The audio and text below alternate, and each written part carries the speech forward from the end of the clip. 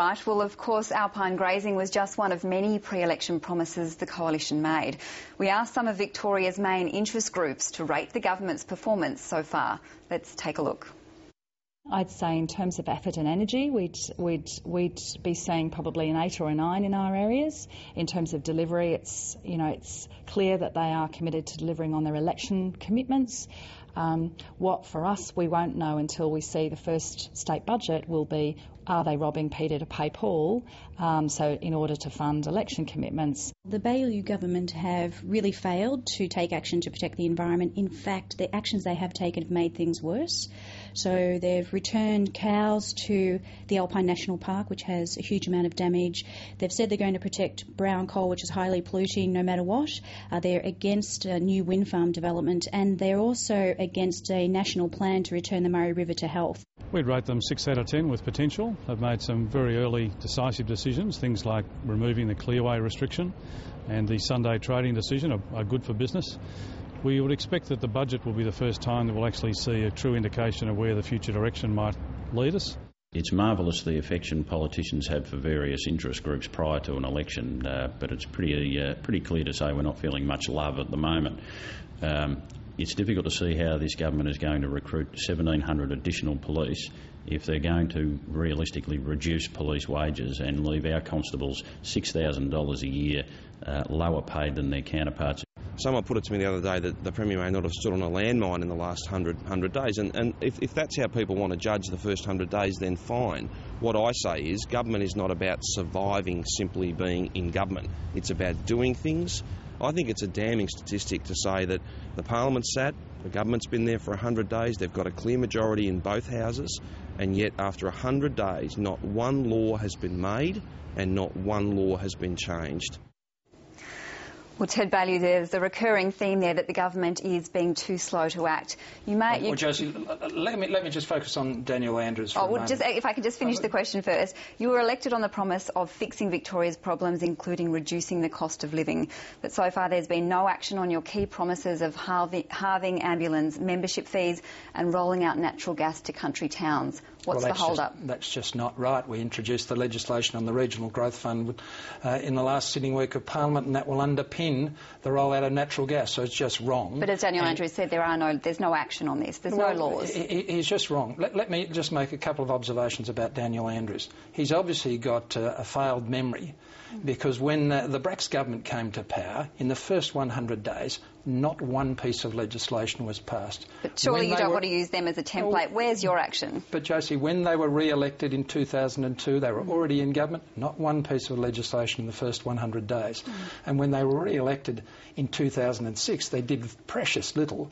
And indeed, they introduced and sat the week before Christmas as an urgency measure to introduce a critical water infrastructure bill, and it was never debated in 4 years. Just back to the question, though, Ted Baillieu, on where is the halving of ambulance membership fees, for example? Well, that will come in the budget.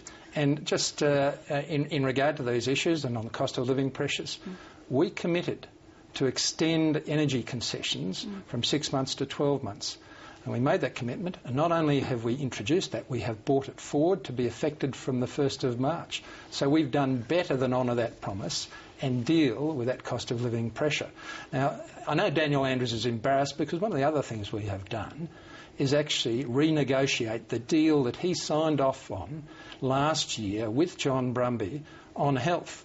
Now, it was with the efforts of the Victorian and West Australian government that deal got renegotiated, and no sooner had we opened the doors than all the other states rushed in to renegotiate the deal, and we got a better deal for Victorians, and Daniel Andrews is embarrassed about it. Let's stick to cost of living at the moment, though. Water bills will skyrocket thanks to the desalination plant. But you have refused to release what it would cost to scrap the plant altogether. What's your justification for not having all the facts on the table? Well, all the facts are on the table. Not the cost of the plant to scrap it. The cost of the plant to scrap it is effectively the same as the cost to keep it, because the contractual arrangements are such that there are no feasible material savings to be made, and there's a contractual obligation.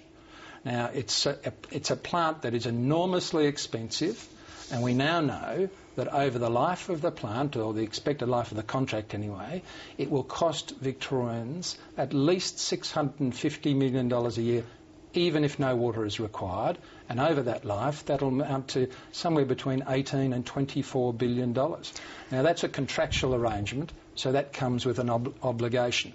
And the state is not about to embark on breaking contracts and therefore sending a signal to the investment community that sovereign risk is an issue in this state. We cannot afford to do that, and I don't think anybody who's in their right mind would argue that. But you were so critical of Labor of refusing to release the availability cost of the desalination plant. What's the difference? Well, that's exactly what we have released. We've released the availability cost of all of that. But you criticise them for not releasing that. You're doing the same thing just on a slightly different issue. We've released the cost, and that's the contractual arrangement. Now, with that, we run the risk of legal action and losing Victoria's reputation as a sound place for investment. All right, we have to move on then. The Myki ticketing system. Will you keep it or scrap it?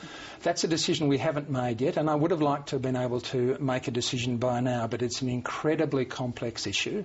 We've received a report. We're now going carefully through that. What we do know is whatever we now do with Myki is going to cost Victorians a lot more.